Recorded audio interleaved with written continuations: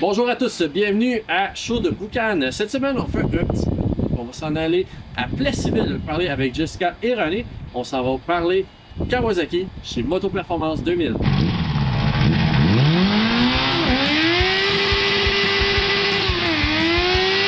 On est avec René, on est team vert aujourd'hui. Oui. J'ai mis mon chandail vert. Ça fait bien. Mais je vais t'en être... Ouais. Oui, ça fait bien. mais je vais t'en être, c'est une coïncidence. Okay. Je suis levé ce matin, je me suis juste habillé, puis là, je suis arrivé ici, j'ai dit « Hey, c'est vrai, team vert, je suis un team vert, j'ai une Kawa. » Donc, je suis très content d'être ici ce matin parce qu'honnêtement, ça fait longtemps que je voulais venir. Donc, merci de m'accueillir. Merci bien. Chez Kawa, peux-tu me parler un peu...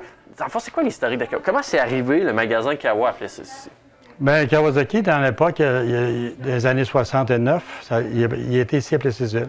Kawasaki, lui. Il était ici à Plessisville, oui. C'est bon? À l'époque, c'était Claude Rolette qui avait parti ça. OK. Par la suite, il était un laps de temps qu'il n'a pas eu.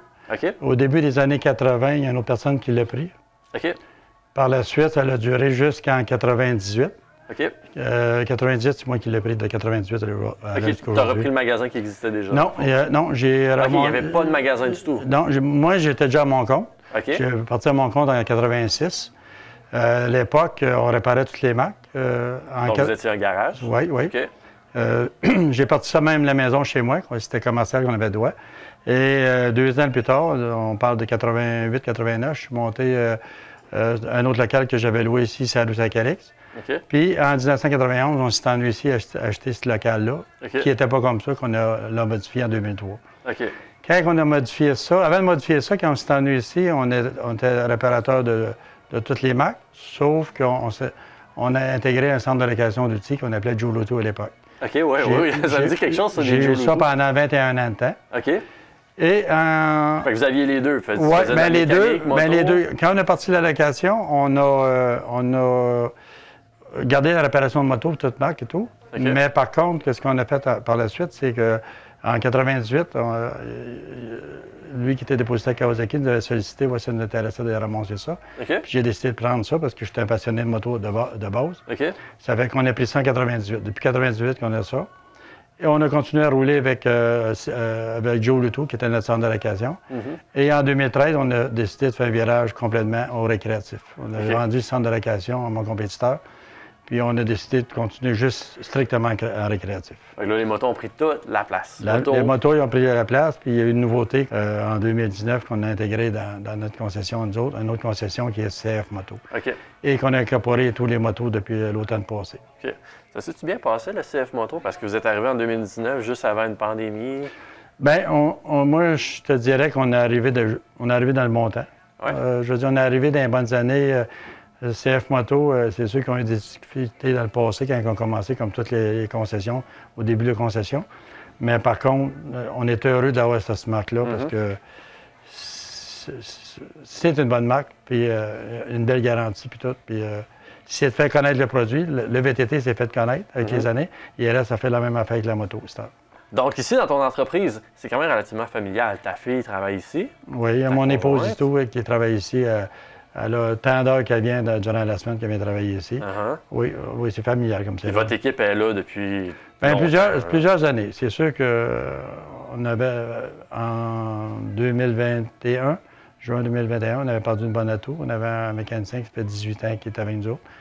Par la suite des choses, la vie a décidé différent. Il était apporté, il est décédé. Fait que ça a changé la dynamique un petit peu. Mais l'équipe, elle se reconstruit au niveau de la mécanique. Tout va bien aujourd'hui. On a une très belle équipe et tout au niveau de la vente puis tout ça ici sur le plancher. Là. Autant des pièces que le service et la vente et tout. Super, ça. Donc, motocross, moto de route, moto 4 roues, casque, linge, VTT, side-by-side. Vous avez absolument tout ici. On a de tout pour tous les sportifs, dans le fond, toutes catégories, quand on parle de motocross, soit véhicule utilitaire pour les personnes qui sont agriculteurs ou peu importe. C'est travailler sur les fermes de quoi. On a comme dans CF, on a les U-Force 1000, les U-Force 800. Dans Kawasaki, c'est les mules qui appellent, ça fait des années que c'est là. Et la gamme de motocross, de moto, de side-by-side ou de VTT pour enfants tout. Ouais, parfait. Ouais. Bien, justement, parlant de CF, on parlait de CF. Je vais aller parler avec ta fille, Jessica, on va aller parler un peu de CF. Parfait, merci. On est devant des CF Moto Magasin. C'est quoi CF Moto?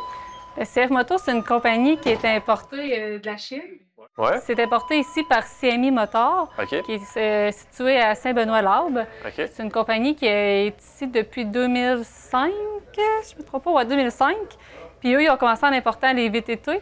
Puis après ça, ils ont commencé à importer les motos, une batch en 2015, comme une petite apparition. Puis ils ont recommencé en force en 2022 avec une grosse gamme de motos. Là. OK. Puis ouais, dans les grosses gammes de motos, dans le fond, on parle de motos sport, on parle de motos style un peu... Ça a l'air d'être un peu des naked quand on arrive à la 700 qui est là-bas, plus ou moins. Puis après ça, on tombe dans l'aventure. Oui, on dit sport, c'est pas des grosses plaques, c'est toutes des motos comme sport. C'est pas super sport, ouais, mais tu sais, quand on dit sport, on veut juste dire... Ninja. Oui, fait qu'on a des plus petits modèles là, qui peuvent faire comme sport touring un petit peu. Après ça, on a les modèles CLX 700 qui fait un peu plus comme Naked, un modèle qu'on voit moins souvent un petit peu. Puis après ça, on a les modèles aventure là, qui est plus un petit peu comme hors route, là, les deux.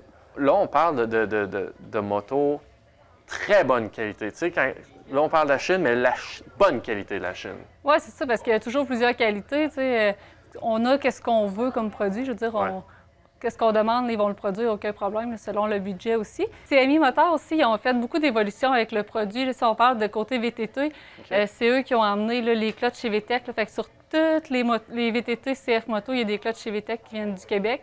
Fait que c'est eux qui ont vraiment fait évoluer un peu aussi le véhicule, là, selon qu'est-ce qu'eux ils trouvaient, comme s'il y avait des lacunes avec les années, pour en venir au véhicule qu'on a aujourd'hui. Donc, clutch fiable, moteur fiable.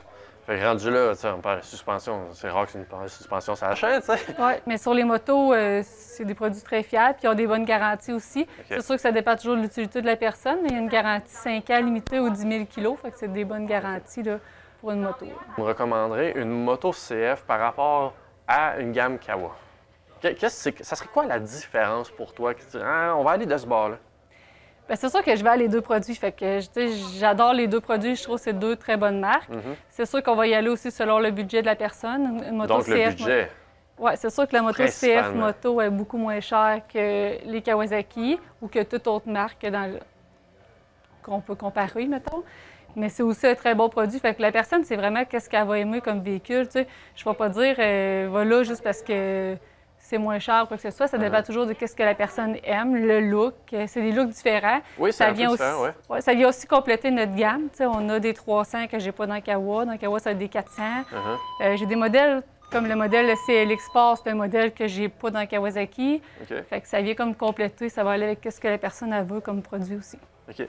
Là, on reparlait encore des prix, c'est parce que sans nécessairement nommer de prix, on en parlait justement hors caméra, ces motos-là sont quasiment un tiers moins chères. Fait que, tu sais, quand tu veux une moto neuve, parce que tu veux pas avoir de troubles, tu veux pas te faire dire « Ah, il faut que tu changes des gaskettes, puis finalement, la moto, je peux pas m'en servir cette année. » Tu veux une moto neuve, là, neuve. Tu l'as pour le tiers du prix, puis elle fait, à moins que tu sois très pointu de ce que tu veux dans la vie, là, ça fait précisément tout ce que toutes les autres motos font. Oui, vraiment. Ils ont vraiment une belle gamme de produits pour un prix moins cher aussi. Mais ils ont des produits... Tu sais, les motos, ils sortent vraiment équipés. Là, cette valeur, j'ai fait ma Ibex 800 Touring qui est sortie, là, mais elle sortait avec le siège chauffant, les poignées chauffantes, les 3 valises. Tu avais des fogs après, des fogs après, le cruise, un gros écran. Pour vraiment, là, tu sais, là, même pas, il y a une bonne différence de prix, là, à comparer une moto semblable. Là. Bon, ben parfait.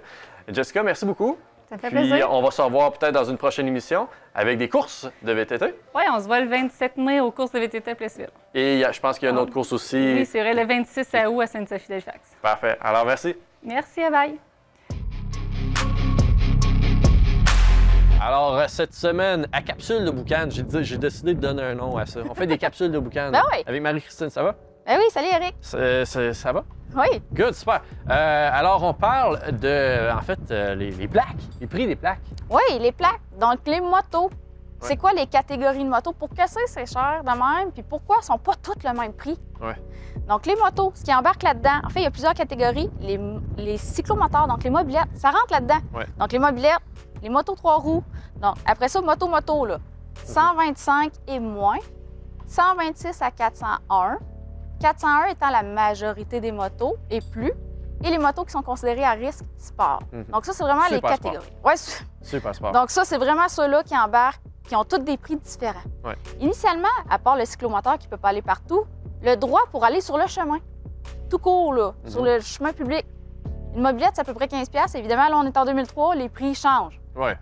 On s'entend Faites de la là-dessus. mathématique. Faites vos recherches, on vous donne les prix en date d'aujourd'hui. Oui, ils sont toujours accessibles sur le site de la SAC. Ouais. Tout. Ensuite, toutes les autres motos, peu importe leur force, c'est environ 50$. OK. Mais pour que ça coûte cher de même, c'est les contributions d'assurance.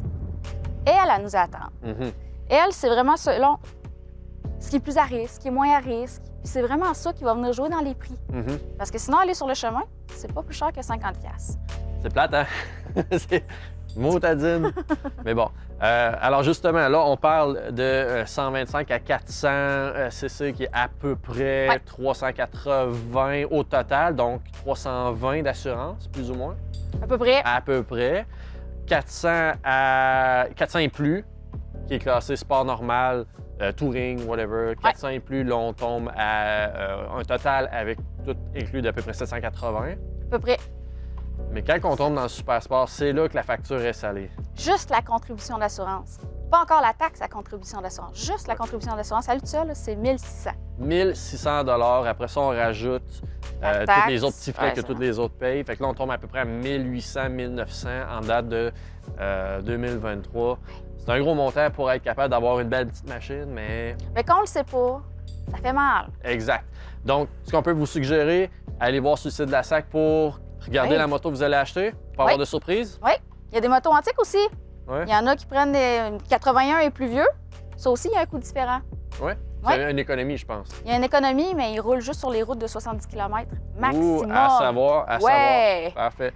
Donc, la liste des motos pour leur prix est disponible sur le site de la SAC. Oui, exact. Donc, consultez-la, c'est très important. À chaque fois que vous achetez une moto, c'est très important de regarder qu'est-ce que vous achetez, hein, avant de faire comme « Ah, wow, elle est super belle, elle va vite, hein, tant mieux, mais ouais, finalement, tu payes 3 fois le prix par année. » Vous allez être conscient de ce que vous achetez. Mhm. Vous ne serez pas surpris. Parfait. Merci beaucoup. Ça fait plaisir.